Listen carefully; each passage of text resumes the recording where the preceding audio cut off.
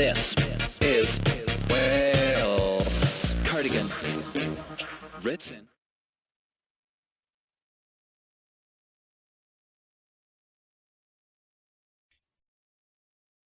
Pnawn da i chi, good afternoon, a chroeso I ail sesiwn ail ddiwrnod Expo'r Wal Goch. Mi falch iawn o gael Jamie Grundy yn siarad gyda ni heddi, i sôn am yr hyn mae carchardau a Pêl-droed yn gallu wneud, mwyn gwella lot y carcharorion I hunain a pan bod nhw'n dychwelyd wedyn i'r gymdeithas. Welcome to the second session of the second day of the Expo. We had a fascinating talk this morning about club ownership and community ownership of your own football club. This afternoon, we're talking to Jamie Grundy, based on his book, 90 Minutes of Freedom, about how football in prisoners can actually help rehabilitation.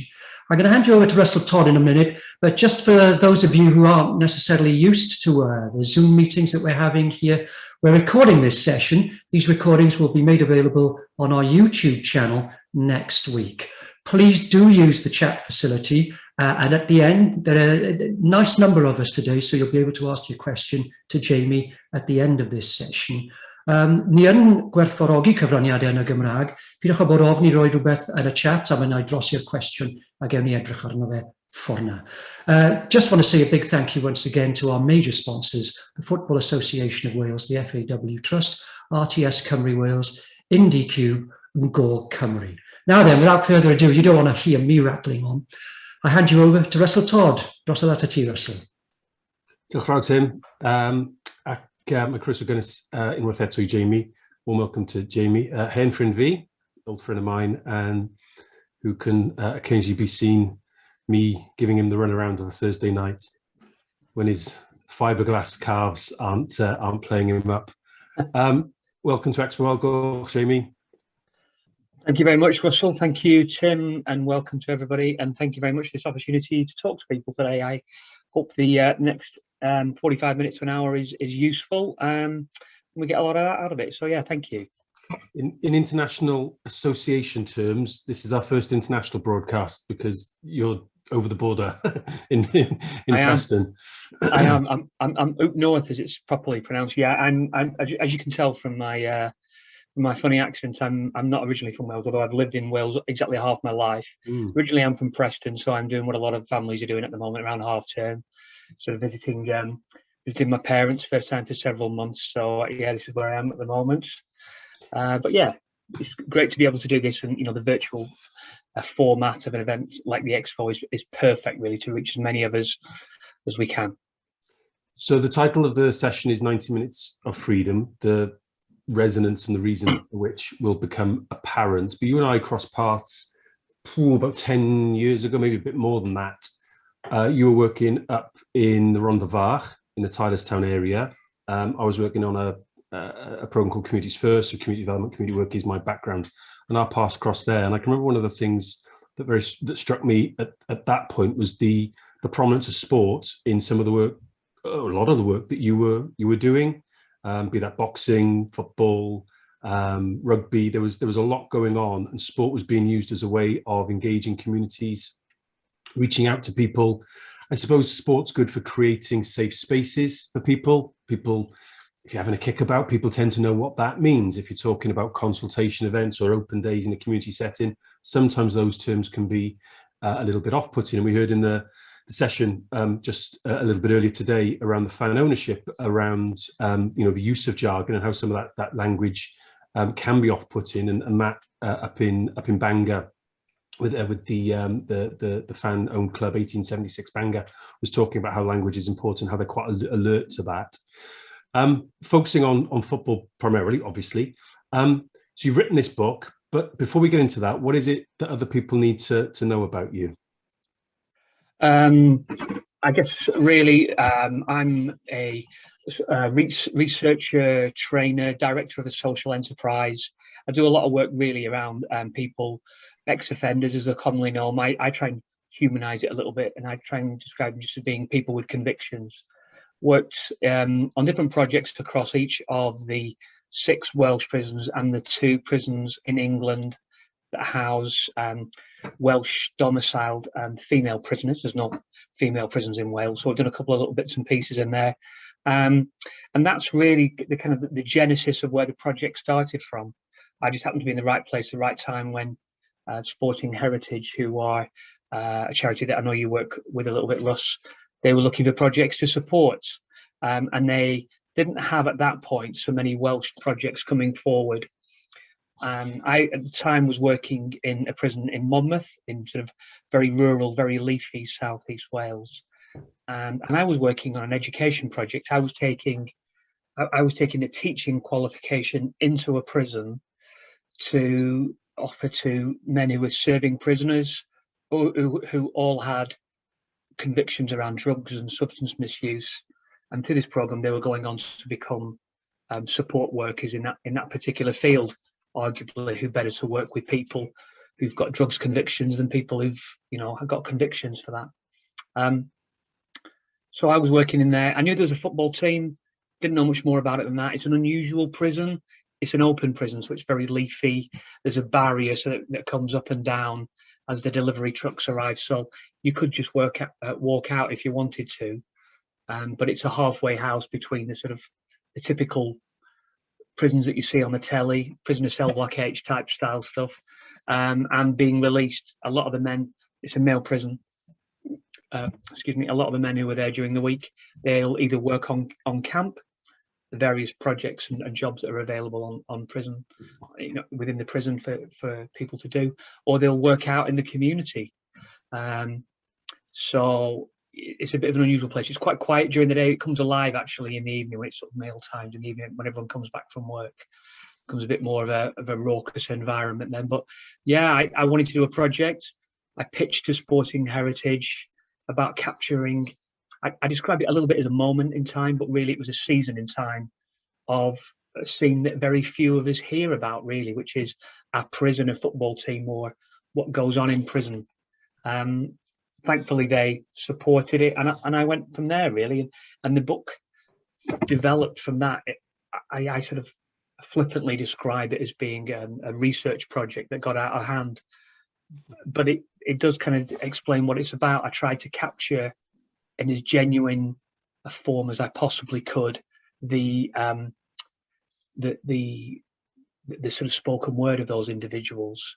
So although it's it's a paperback, it's written down, I tried to capture as much as I could the way that the individuals spoke, and I think I did that. I've spoken to a few people who said to me that they can tell what parts of Wales some of the participants in the book came from, who was English, who wasn't.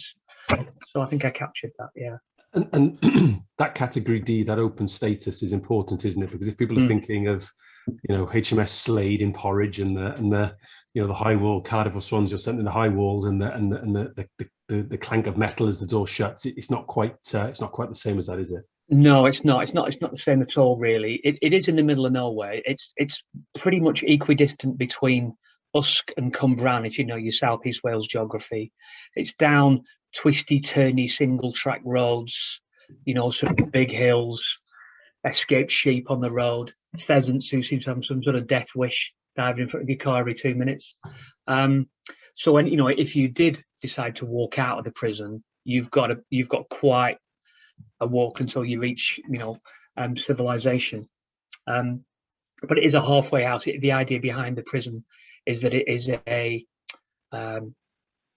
it's a place where if you've done quite a long sentence, and when I say quite a long sentence, the people who I met ranged from 3 years of a prison sentence to a life sentence. And there was one man that I met there, he was aiming to do 14 years.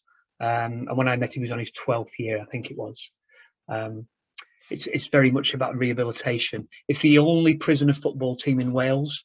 And the reason why it is the only prisoner football team is because it's the only open prison.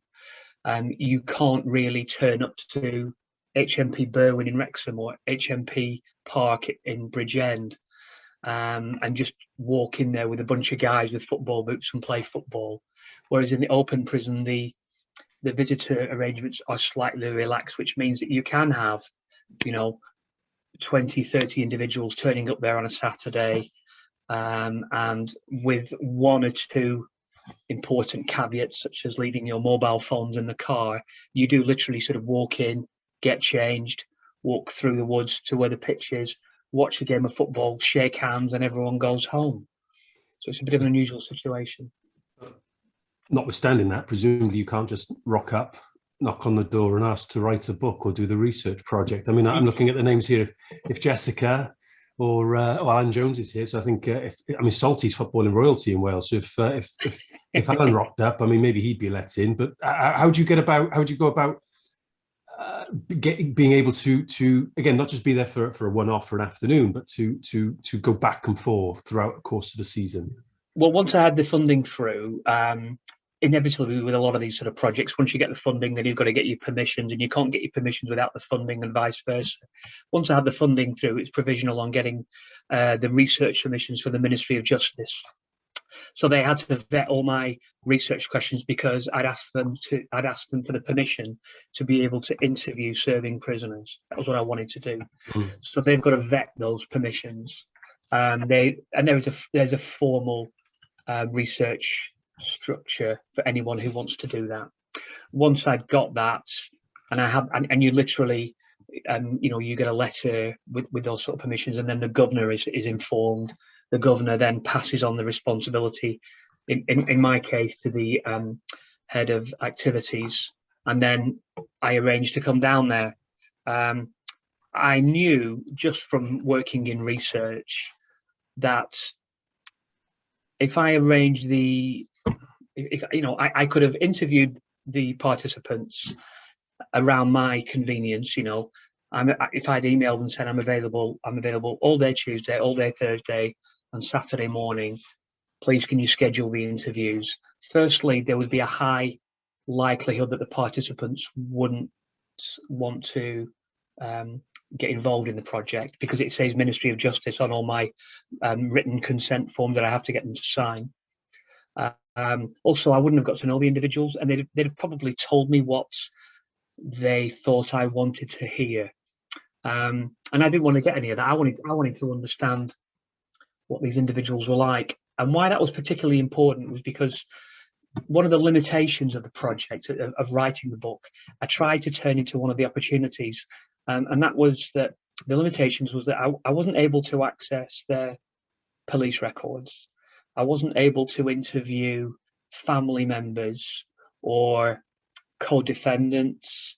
I didn't investigate the crime that they were convicted of and dig out court records or anything like that. I wanted to get to know them as individuals, and I wanted to get their perspective, their truth. So building up a level of trust was important then.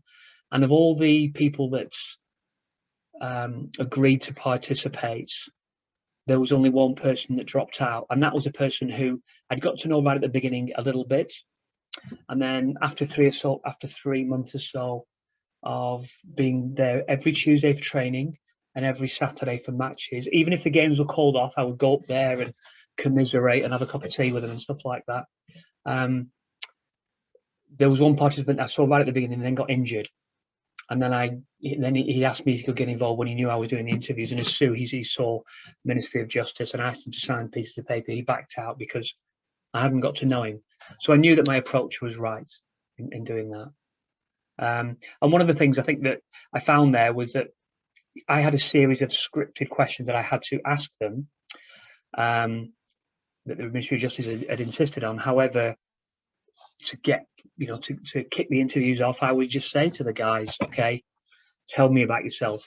And originally I used that just to check the right levels of recording on the dictaphone that I was using, and make sure that everything, that they were right and that they were comfortable, and just as a way to sort of ease themselves in. And what I found was that very simple question, so tell me about yourself, was probably the most powerful. I had guys who would tell me about what they'd done that day. I had people talk about their conviction. I had people talk about their family. I had people talk about how this was the last time they were going to go to prison. I had one guy who was one of the senior players there and an ex-professional, and it wasn't his first sentence. He told me about his family and the impact of the prison sentence on particularly his wife and his kids. And he was in tears, So it was almost kind of like a form of, I wouldn't be as sort of, I don't know, medical to describe it as being therapy, but there was certainly a catharsis in terms of people being asked, me asking them to tell me their views, their perception. So I think I managed to achieve that. On that more one-to-one level, but there's a terrific bit in the book where you realise that in that collective sense, in respect of the team, you've sort of in inverted commas, you've made it. You've earned some trust. Yeah. Am I allowed to? Are we after 9 p.m? Am I allowed to swear? If you don't like swearing, it out afterwards. Okay, yeah. So one of the individuals, I've been going back there every Tuesday for training and every Saturday for matches, and I got to know the guys, and I would be in the changing room and be talking about football, which originally was unusual because several of the men assumed I was another prisoner. Because I didn't have any keys on, I wasn't in uniform. Why else would anybody else be hanging around a prison football changing room? So there was when a couple of the guys, after a couple of months, realised that I wasn't a prisoner. There was one person in particular who sort of backtracked, and a lot of the information that they told me about their conviction and how they did it. But what it was then, just that approach meant that I was accepted by the group as much as I could be. I celebrated the goals. I ran the line with them. I helped fill up the water bottles. I was as much a part of the team as you could be. And then one day I turned up to watch one of the games to discover later on that they were short of players. And as I walked up the sort of past the guard hut and you walk up through the prison to where the changing rooms are, there's always the men there waiting for the changing rooms to be opened. And one of the main guys there saw me and shouted to me, down the road quite loudly, "Oh, Grundy, get your fucking boots on, son. We're one short." So at that point, I thought, I'm in. I've been accepted by the group in sort of research terms. And that's a key part of that sort of ethnographical research approach, which I took in terms of doing the book. I knew then that I knew then that was the time to start doing the recordings, start doing the interviews with each of the individuals, and that was important because when I did the interviews, I did the interviews around their availability. So some of the men worked during the week. I was there in the prison in the evening, weekends, Sunday mornings, around their availability, and then I took their interviews, had them transcribed, turned it into a first-person narrative so it reads properly.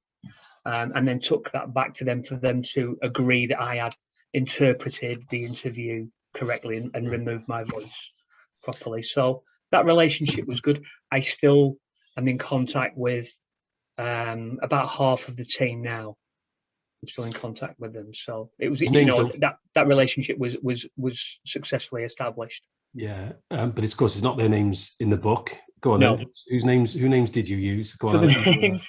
So yeah, a little bit of an Easter egg for you. So being a Preston fan, as I am,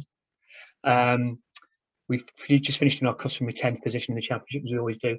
I used I had to use pseudonyms for the research because they're all serving prisoners. So you can't, for the Ministry of Justice, you can't be using people's real names because you could be giving people a certain amount of notoriety, a certain amount of fame based on the fact they've actually committed a crime, and there are victims of crime in all of this. So I used the first names of the 2013, the 2013 Preston North End League One final playoff winning team. So there's a Jermaine Beckford in there. There's an Alan Brown in there. There's a Sam Johnston, of course, who's just gone out to the World Cup now, went to the Euros with England. He's in there. So I had to use their first names. So yeah, I can assure you, some of the lads weren't too happy about that, but I had to use pseudonyms. So one of the recurring themes through each of the chapters, because it's written from that player-by-player perspective, albeit under a pseudonym, is the number of times that it refers to, and you mentioned it now in terms of the broader geographical location of the prison, but actually the location of the pitch in the grounds. Yeah, and I suppose we can joke about us all having played on, cabbage patches and real kind of agricultural long grass and some poor quality surfaces.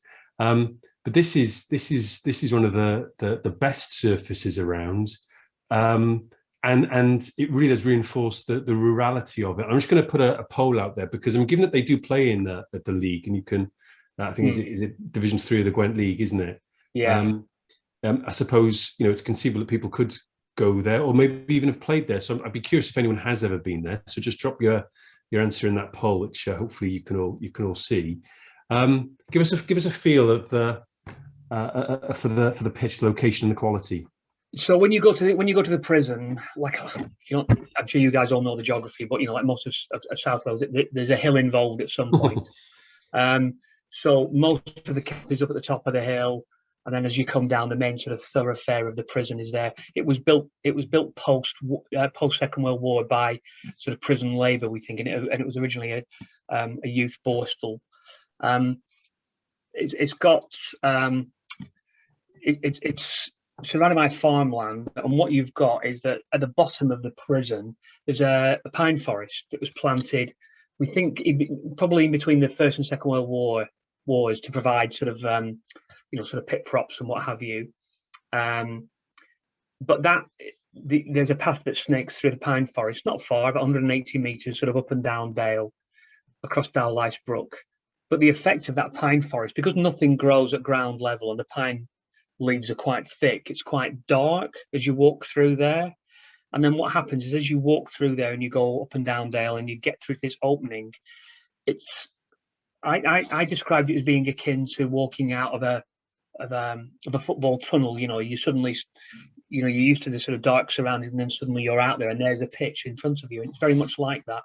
As you come out on the top pitch, which they use for training, and then the bottom pitch is only used for matches, so it's absolutely in pristine condition. It's definitely the best pitch in the league, and it's put in the book. It's been used. Bobby Gould took the Wales team, there for sort of like a literally like hideaway secret training base back in the day. So Neville Southall told me about how he was using some of the prisoners who were watching one of their practice matches as sort of as like a defensive wall, while someone, I think is it Pembridge, was bending free kicks around them and over them into the back of the net. Valencia have used it. Ukraine have trained on there before. Shevchenko's played on that pitch. Less glamorous, Doncaster Rovers use it as a base for when the league playoff finals were moved while Wembley was being redeveloped, and a lot of them were being played at the former Millennium Stadium. It's a cracking pitch, really, really nice.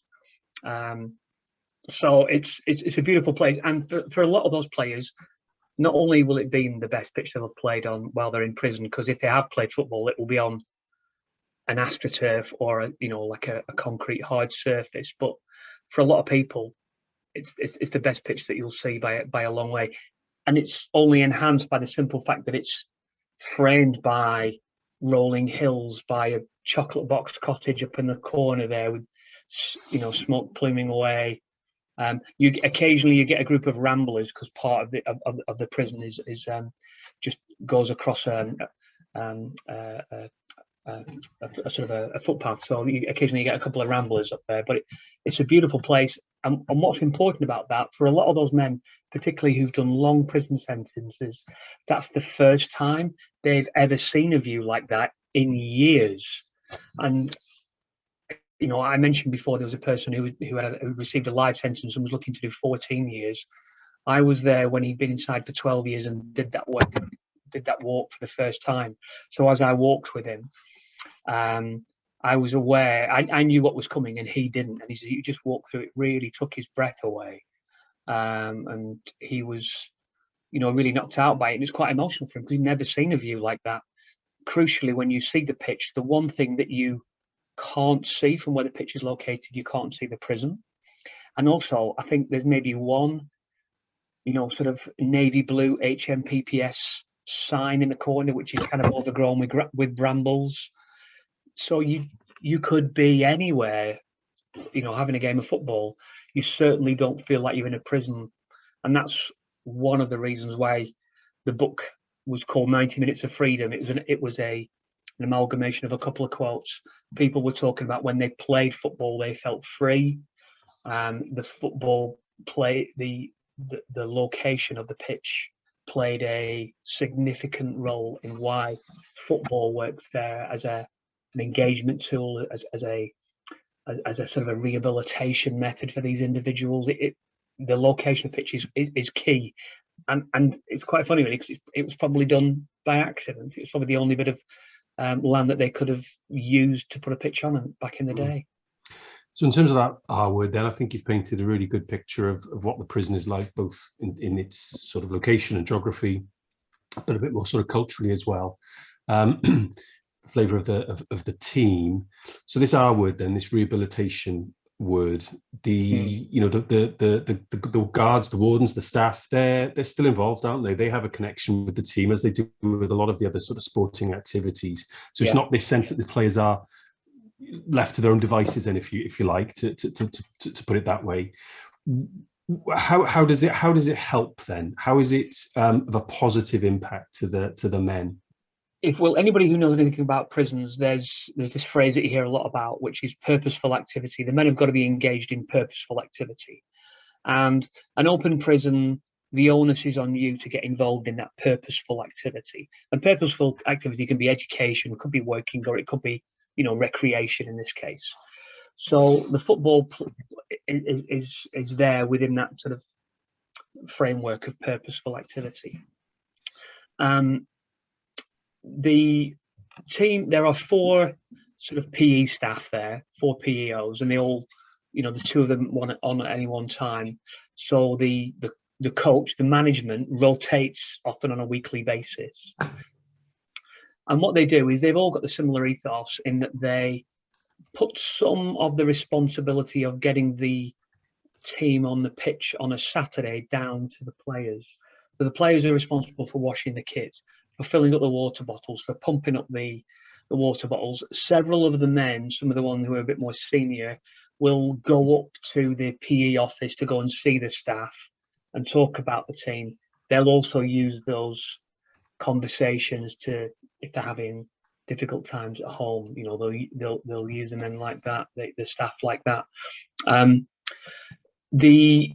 When I spoke to the staff there, football works there for a couple of reasons. One, a lot of the men there have lacked in their life and continue to lack positive male role models.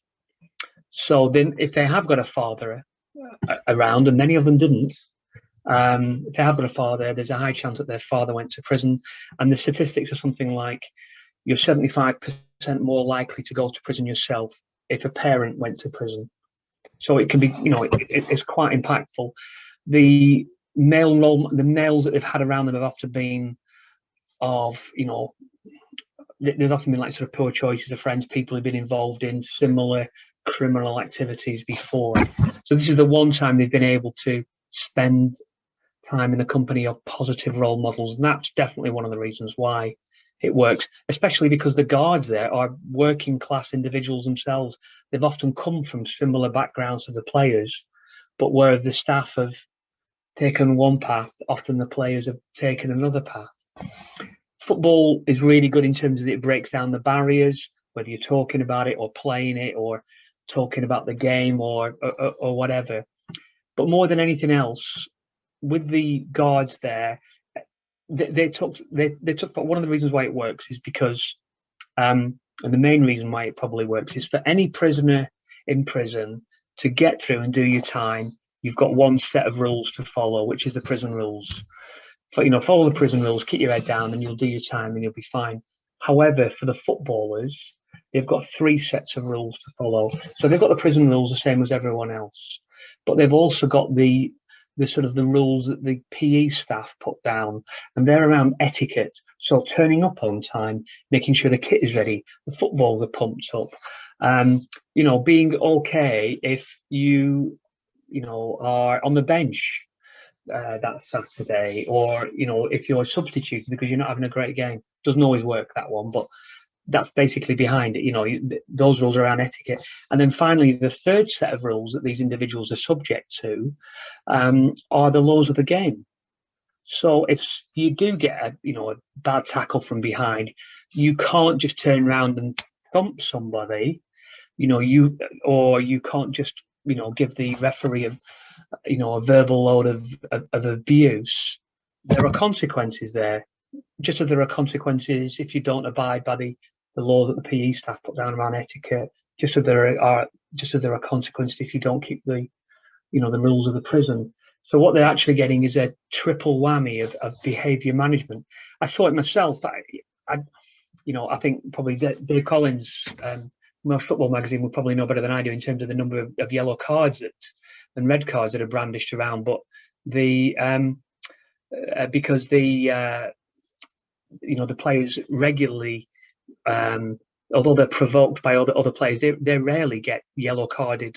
They rarely get red carded, simply because they know they won't be able to play the following week, and they've given up a lot to be able to play, and they don't want to let it go. I'll throw it open to questions in a moment, but one last one. Obviously, they were not able to participate in the league very recently. Obviously, not much. No one's participated in many leagues at all lately, but they had to fight their way back in. What was yeah. So, and I've just seen Dave's comment now in the text. Yeah, it was interesting. So what happened was that a couple of seasons ago, I was there 18-19 season. I think the following season there'd been a change of staff in the prison, and it also coincided with a new online player registration system called Comet, which provided a bit of an administrative headache. As I understand it, the Comet system, each player, their picture and their sort of name and address is on like a publicly accessible database. That presents a bit of an administrative problem for the prison. And there'd been a change of staff in the prison, and the guy who had been the secretary for years and years and years had left. The new person who took over didn't really understand what was going on. Consequently, they didn't get their admission into the league submitted on time, so they weren't able to participate that season. No problem. They played a bunch of what they called engagement games that year, so like exhibition matches. So the university I used to work for, we took a team up there. I helped set up a couple of other friendlies, and they played a few games that way, with the understanding that they would reapply for admission the following season. When they applied for readmission, they were that application to be admitted into the league was unsuccessful. When they asked why, they were given reasons around safeguarding. They were given reasons that the fact that all of the prison games are played at home, so home or away, Prescoed always play at home. And I think it was the other rule was that the fact that they win every week. Well, they're kept in the very bottom tier of the Gwent Central League structure. There are some ex-professional footballers who've played at Prescoed before, so of course they're going to win most of their games. Also, prisoners love a gym, so these boys are very, very fit as well. So the prison staff are civil servants, and the official position of civil servants is that you can't take a position either for or against decisions like this that are taken. You just have to work with it. So they asked for my help. So I set up an online campaign. I knew that they were appealing against the decision. I set up an online campaign. I did a freedom of information request to get more get a little bit more information behind the scenes. And the online campaign was brilliant. It picked up a lot of interest. I've done a lot of talks about 90 Minutes of Freedom. I've been very fortunate to go on Talk Sport with it. I've taken the book virtually to the New York Welsh Society. I've been in many of the prisons in Wales talking about the book, and I've also been to some of the prisons in England talking about it. I've talked about it to universities. It's been in research documents. So I knew that there was a critical mass of people who felt, actually, this is a really good thing. And Wales, rather than poo-pooing the idea of having a prisoner football team, should actually be celebrating it, because a lot of the strategy documents, I think it might be the Together Stronger document, talks about, using sport, just like the X-Boys, as a tool of social cohesion and bringing communities together. Well, what better example of something like this? And actually, a lot of the reasons why, there are a lot of the reasons that were given for their expulsion from the league or their non-admittance to the league. If if a team is penalised for winning every week or winning by a lot of points, well, Bayern Munich shouldn't be allowed to play in the Bundesliga. Celtic or Rangers shouldn't be allowed to play in the Scottish Premier Division. The issue around safeguarding, there had been absolutely no incidents reported to the police or anywhere else around safeguarding issues, so it was more a fear. And actually, if you take the safeguarding was mentioned about 16 and 17-year-olds going into a prison environment. I think if you're taking 16 and 17-year-olds into a prison environment, that's a good thing, because you're saying, listen, mate, if you don't behave yourself, this is where you could end up one day. You could end up with these scary guys. So I think that was particularly important. Yeah. And also the simple fact that you've got, the fact that they play all their games within the prison, okay.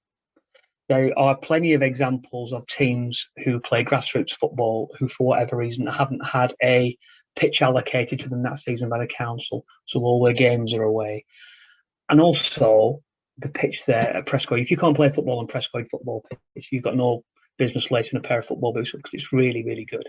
So, it should be celebrated that way. And the feedback every Saturday when I was there and I went around to have a chat with the opposition team's entourage was uniformly positive. All the referees liked being there because they weren't going to get any abuse from the sidelines. No one's on the side having a couple of cans of Strongbow on a Saturday afternoon, starting early and then hurling abuse at people. You didn't get any of that. So fortunately, when we ran the campaign, it was really, really successful.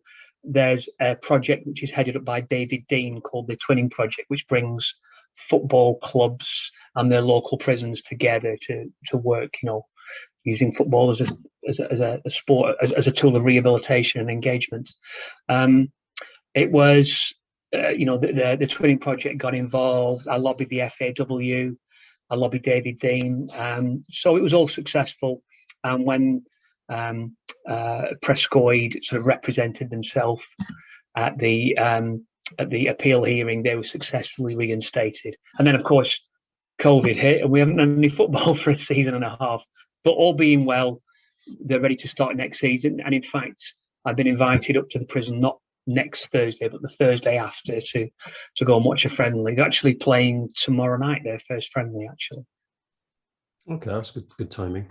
There was a sense that some of those reasons were spurious, to say the least. Yeah. Like that there was, for those people who followed it closely, and like, did you get me abreast of it all? It felt that it was the right decision, that justice prevailed, really. Happy to throw it open for any questions. All of you are able to unmute yourselves. If you want to find the little hand symbol to put that up, we can bring you in. And I agree with Tim's comment there around the campaign helping to raise the understanding more publicly about the importance of prison football. I think it did sort of contribute to that as well. Yeah. I think while people are thinking of a couple of questions to ask, what I'll do is I'll just share a couple of slides, which just gives you a bit more information, and it includes a couple of bits and pieces around the campaign. So I'll just sort of show you there. If you didn't know hopefully you can see that. Hopefully you can see all that. I was very fortunate. Neville Southall, who I'm sure you know a lot about what Neville Southall does. He throws his considerable weight behind social causes and social justice, and this was one thing I'm very happy to get involved. He showed that football is just more than a game. There's a picture there of Bobby Gould and Gary Speed with a couple of members of staff from HMP Prescoed when the Wales team were playing at the prison. The shirt is still in the prison, and that was actually I think the Wales team gave the prison basically a signed shirt and some footballs as payment for using the pitch there back in the day. And was that from the Wales Belarus programme, Russ, from '99, was it? Yeah, I think it was. Yeah, I think it was in there. So I did try tracking down the original photographer. Unfortunately, I didn't get it there. I mentioned there that previous professionals. So that's Chris Zabrowski. He was arrested and convicted when he was banging him in every Saturday for Newport County. He really was. Now, when he left Prescoed, he was able to pick up a a part-time professional playing contract with FC or Eastleigh FC in the sort of the National League South, I think it is. So he was just like, you know, when you go into prison and you want to go back into work, he was able to do that. So one interesting experience, I reached out to many individuals who had been in prison previously and were now either grassroots footballers or professional footballers. Chris was the only person who would speak to me about his experience. He's been quite candid about it. And what I discovered as I went on is a lot of people who've been to the prison system and are now rebuilding their life after the prison system, they don't necessarily want to be known for that period in their life, and they've moved on. And after getting a cold shoulder a couple of times, I understood that totally. So they want to be, you know, remembered for, you know, more positive times. You know, sometimes they've got families and kids and what have you. That's the what, you know, I think that was one of the Instagram posts that I put out about the campaign. And if you go to the website change.org/Prescoed FC, that campaign page is still live, and you'll see all the comments in there. It was a fantastic way to, you know, physically harness the support from all over Wales. And I had, you know, each football club, each professional football club has a community foundation. I had like, I think it was a Coventry FC and Plymouth and a couple up north as well, Blackpool, who were Preston's enemy, but it was very good of them to do that. They, you know, they threw their weight behind the campaign as well. So if you go to the website, change.org/Prescoed FC, still live. I've left it up as a, I don't know, as a virtual reminder of Gwent Central League and what People Power can do. When we ran the campaign, we were very fortunate. We got a bit of coverage from the BBC. I mentioned I'm the director of the social enterprise Inside Out Support Wales. Chris at the front there is one of our directors. He's got lived experience in the criminal justice system as well. That's Gavin in the middle, who is Neil in the book, who played that season. Unfortunately, things haven't worked out so well for Gavin, and he's back inside now. You know, he really hit the skids during the pandemic. But Gavin worked successfully as a self-employed gym instructor when he came out, and they both threw their weight behind the campaign. They both know the benefit of it.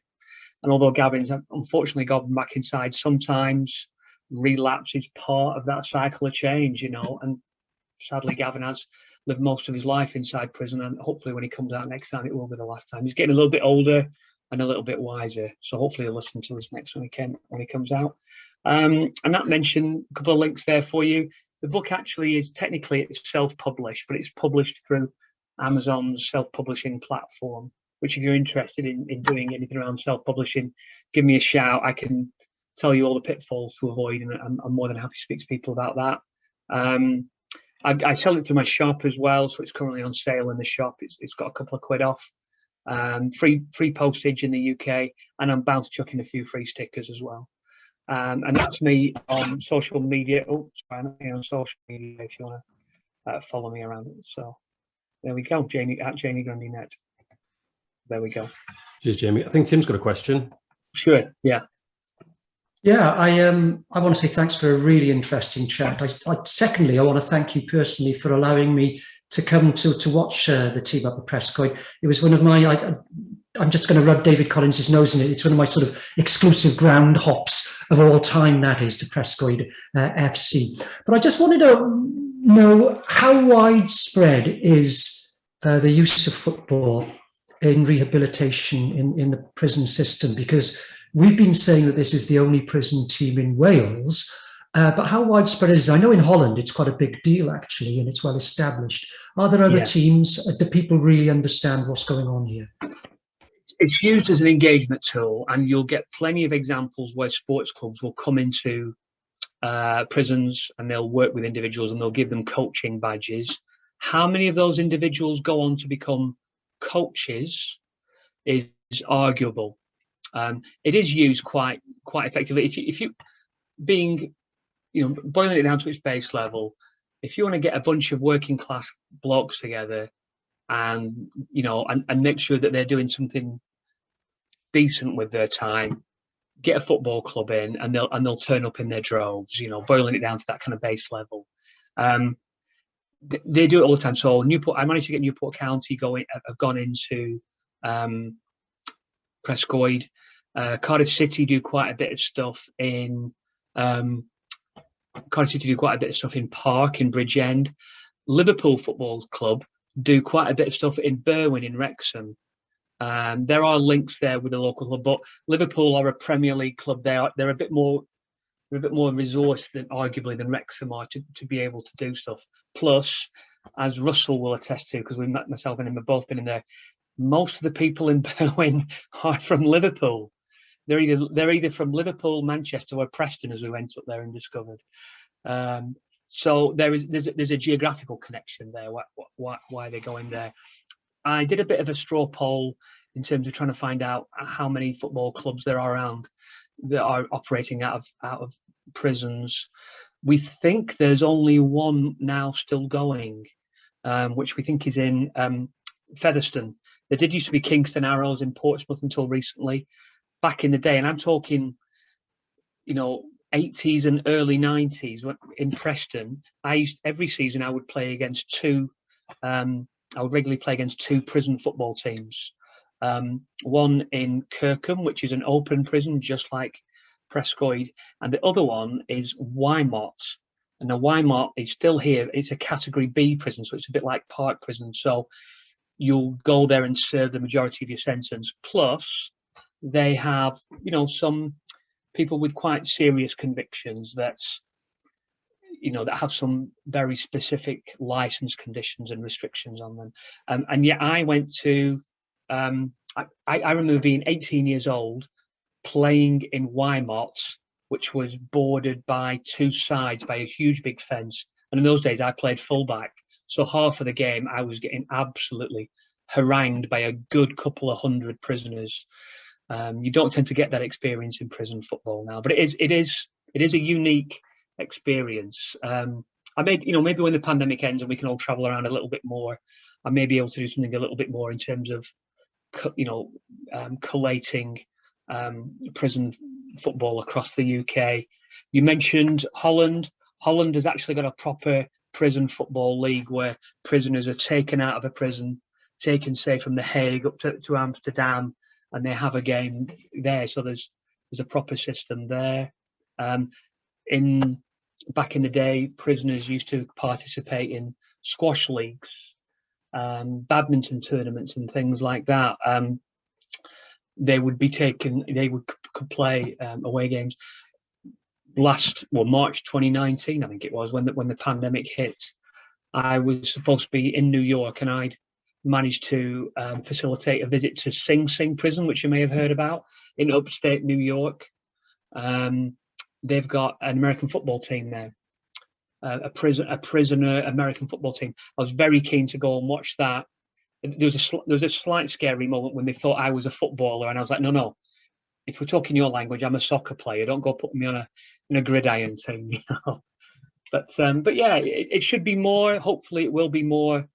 And one of the things I've tried to do with the book is try and push it out there. I'm hopefully getting into Park soon to talk about the book. And I've been in quite a few different prisons to talk about 90 Minutes of Freedom as well. I was on prison radio, I don't know, maybe 4 weeks ago, being interviewed talking about that. And that's, as you'd imagine, that's piped into every prison. Thanks, Jamie. Over a little bit, so don't want to keep people any longer, because I said there is a lot happening. Tim's posted tomorrow's sessions around getting involved in reporting for those who want to break into the coverage of football from a broadcast and reporter point of view. One session in English first, then in Welsh. And we've got a watch party tonight for the France-Wales friendly from 7-ish, big-ish. We've got a little quiz. There's a little prize draw at half-time. And hopefully we can keep it to a respectable scoreline. Not particularly confident.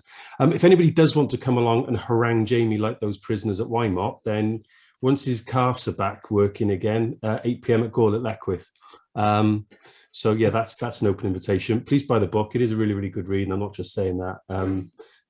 because he's my mate. It is good. And it does give you a really strong flavour of what it's like. And I'd never been in a prison until well, twice actually, until the Prescoed game that we went to watch, and we did the podcast as well. And I've dropped the link into that, which gives you a much sort of deeper, I suppose, flavour of it all. Not least because we spoke with John, who was the captain of the team that season as well. And I suppose it's we should probably point out that there was an opportunity, there was a chance that he was going to be involved with this, but he's felt that he wants to move on with his life, which we fully respect. But his words at the time are available in that podcast, and I think they're worth hearing, as well as Di West, who's one of the senior members of staff, and I think, if I'm right in saying, Jamie is one of the young chaps in that picture between Bobby Gould and Barry Speed, isn't he? Yeah, that's Di. Yes. Yeah, he's a little bit more.